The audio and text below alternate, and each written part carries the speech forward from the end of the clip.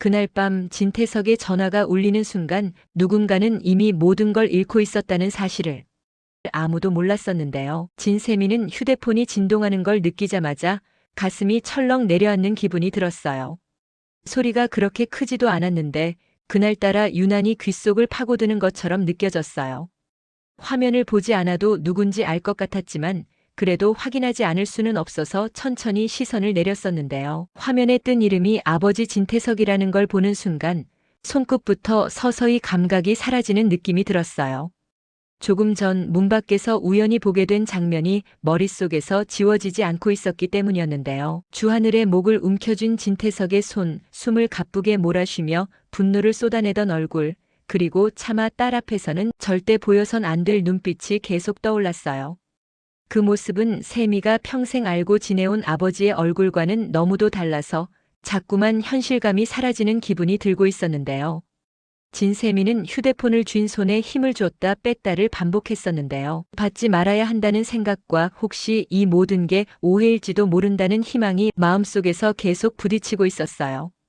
하지만 진동이 멈추고 다시 울리고 또다시 멈추는 동안 세미는 끝내 통화 버튼을 누르지 못했었는데요. 결국 휴대폰을 천천히 뒤집어 놓고는 한동안 그대로 앉아 있었어요.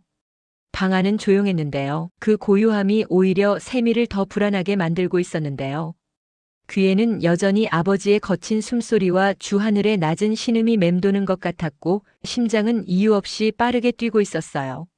진세미는 두 손으로 무릎을 꼭 껴안았는데요. 그렇게 하지 않으면 몸이 그대로 무너져버릴 것 같았기 때문이었어요. 아빠가 정말 그런 사람이야? 그 질문이 머릿속을 떠나지 않았었는데요. 지금까지 믿어온 기억들이 하나씩 흔들리기 시작하면서 세미는 자신이 서 있던 자리가 어디인지조차 헷갈리기 시작했어요. 따뜻했던 어린 시절의 기억, 자랑스럽던 아버지의 모습, 늘 강하고 든든하다고 믿어왔던 그 존재가 한순간에 낯설어지고 있었는데요. 그때 문득 어머니 한혜라의 얼굴이 떠올랐어요. 조금 전 자신을 꼭 끌어안으며 했던 말도 함께 떠올랐는데요. 무섭더라도 지금은 아무 일 없는 척 버텨야 해. 그 말이 처음엔 너무 냉정하게 느껴졌었는데요. 하지만 지금 와서 생각해보니 그 말 속에는 두려움과 절박함이 모두 담겨 있었던 것 같았어요. 진세미는 그제야 깨닫기 시작했어요. 어머니 한혜라는 이미 오래전부터 진태석의 또 다른 얼굴을 알고 있었을지도 모른다는 사실을 말이죠. 그래서 더 조심스러웠고 그래서 더 딸을 지키려 했던 게 아닐까 하는 생각이 들었어요. 그 깨달음이 오히려 세미의 마음을 더 무겁게 짓누르고 있었어요. 진세미는 조용히 고개를 숙였어요. 눈물이 나려고 했지만 이상하게도 쉽게 흐르지 않았어요. 너무 많은 감정이 한꺼번에 밀려와서 오히려 아무것도 느낄 수 없는 상태가 된 것 같았는데요. 하지만 분명한 건 하나 있었습니다. 이제는 예전으로 돌아갈 수 없다는 사실이었는데요. 진세미는 그날 밤 자신이 알던 세계가 조용히 무너지고 있다는 걸 본능적으로 느끼고 있었던 순간이었어요. 한혜라는 딸 진세미의 방 앞에서 한참을 서성이다가 조심스럽게 문을 열었어요. 손잡이를 잡은 손에 괜히 힘이 들어가 문이 살짝 소리를 냈고 그 소리에 스스로 놀라 잠시 멈춰 서 있기도 했어요. 방 안으로 들어서자 침대 가장자리에 웅크린 채 앉아있는 진세미의 뒷모습이 눈에 들어왔는데요. 그 작고 여린 등이 유난히 쓸쓸해 보여서 한혜라는 가슴이 철렁 내려앉았어요. 한혜라는 아무 말 없이 다가가 진세미를 안아줬었는데요. 세미는 처음엔 굳어있다가 이내 어머니의 품에 얼굴을 묻었어요. 그 순간 한혜라는 품에 안긴 딸의 몸이 미세하게 떨리고 있다는 걸 느꼈었는데요. 그 떨림이 두려움 때문인지 충격 때문인지 아니면 배신감 때문인지 구분조차 할 수 없어서 더 마음이 아팠답니다. 한혜라는 속으로 수없이 다짐했었는데요. 이제 와서 모든 걸 바로잡을 수는 없더라도 적어도 이 아이만큼은 지켜내겠다고 어떤 대가를 치르더라도 진태석의 세계에서만큼은 떼어놓겠다고 마음먹었어요. 진태석이라는 이름이 가진 무게와 잔혹함을 누구보다 잘 알고 있는 사람이 바로 자신이었기 때문이었는데요. 한혜라는 진세미의 머리를 천천히 쓰다듬으며 조심스럽게 입을 열었었는데요. 세미야, 지금부터는 내가 아는 아버지를 그대로 믿으면 안 돼. 그 말은 마치 스스로에게 하는 고백 같기도 했었는데요. 진세미는 그 말을 듣자마자 참아왔던 눈물이 다시 쏟아졌어요. 그럼 지금까지 내가 믿어온 건 다 거짓이었어? 라고 물었는데요. 목소리는 작았지만 그 안에는 무너져 내리는 마음이 고스란히 담겨 있었어요. 한혜라는 쉽게 대답하지 못했어요. 차마 고개를 끄덕일 수도 아니라고 말할 수도 없어서 그저 딸을 더 세게 안아주었어요. 그 침묵이 오히려 진실에 가까웠다는 걸 진세미는 말하지 않아도 본능적으로 느끼고 있었던 것 같았는데요. 그 시각 차정원은 홀로 조용한 공간에서 오래된 파일들을 다시 정리하고 있었는데요. 주하늘이 넘겨준 자료와 공난숙 관련 기록, 그리고 진태석의 이름이 반복해서 등장하는 내부 문건들을 하나씩 열어보며 맞춰가고 있었어요. 날짜와 이름, 금액과 장소가 점점 하나의 흐름으로 이어지기 시작하자 차정원의 손이 잠시 멈췄었는데요. 차정원은 모니터를 한참 바라보다가 낮게 웃었어요. 웃음이라고 하기엔 너무 차가운 숨소리에 가까웠는데요. 이 모든 퍼즐이 이제야 하나의 그림으로 완성되고 있다는 생각이 들었기 때문입니다.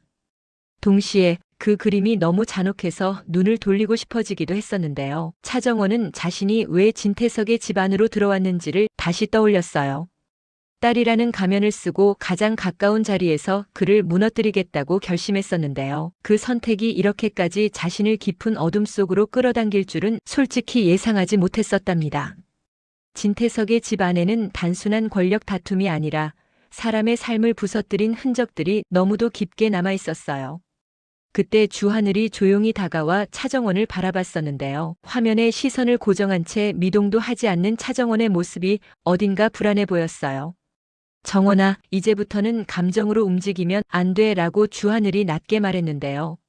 차정원은 고개를 끄덕였지만 그 눈빛만큼은 이미 깊이 흔들리고 있었어요. 근데 이걸 본 이상 멈출 수가 없어요.